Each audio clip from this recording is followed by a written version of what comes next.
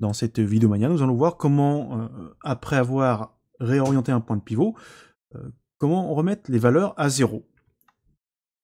Donc là, par exemple, j'ai réorienté un point de pivot, et je me retrouve qu'il y a des valeurs donc, résiduelles de construction, et ce n'est pas pratique pour l'animateur, afin de retenir l'état initial de cet objet, pour le remettre correctement dans cette position.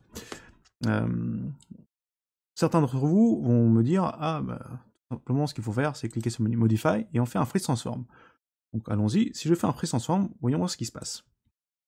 Après l'application, on voit en effet que les valeurs reviennent bien à 0, 0 et 1, donc de manière respective, translation, rotation et scale.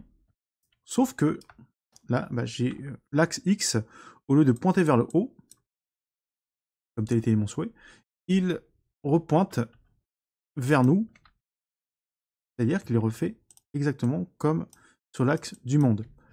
Donc, ce qu'il faut retenir, c'est que par défaut, quand on applique un Freeze Transform, le système remet à 0 donc la translation, rotation, et à 1 le scale, mais réoriente le point de pivot dans le sens du monde, avec l'état de l'objet dans lequel au moment où on a appliqué le Freeze Transform. Donc cette solution n'est pas viable et n'est pas fiable et ne répond pas à notre problématique.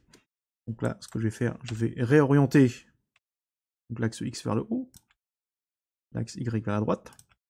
Je clique sur Modify, je fais un back pivot. Donc, voilà. Donc en faisant le back pivot, là on s'aperçoit, on récupère les valeurs. La première stratégie là-dessus, ça va être de faire ce qu'on appelle un groupe d'offset. Le groupe d'offset va nous permettre de transférer en quelque sorte ces valeurs de construction sur le groupe d'offset afin d'obtenir nos fameux 0, 0 et 1 ici. Donc comment est-ce que ça marche? Donc, déjà, je clique dans le vide, CTRL G, je crée un groupe nul, donc qui n'est placé sur rien du tout, sauf sur le centre du monde. Une fois qu'il est placé au centre du monde, donc, je le sélectionne, l'objet que je souhaite, je clique sur Modify, Match Transformation, et je fais un Match All Transform. De cette manière, qu'est-ce qui se passe? Le groupe vient se plaquer sur l'objet, et maintenant je vais faire un parentage.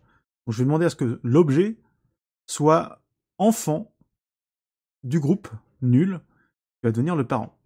Donc là on voit que pour le groupe nul, nous avons des valeurs qui sont exactement les mêmes que celles de l'objet. Sauf que lorsqu'on va faire le parentage, donc je sélectionne le cube, ensuite je sélectionne le groupe, j'appuie sur la touche P, je m'aperçois maintenant que le groupe a toujours les valeurs, et que l'objet intérieur est passé en 0, 0, 1. Donc ça, c'est une méthode qui nous permet de 1.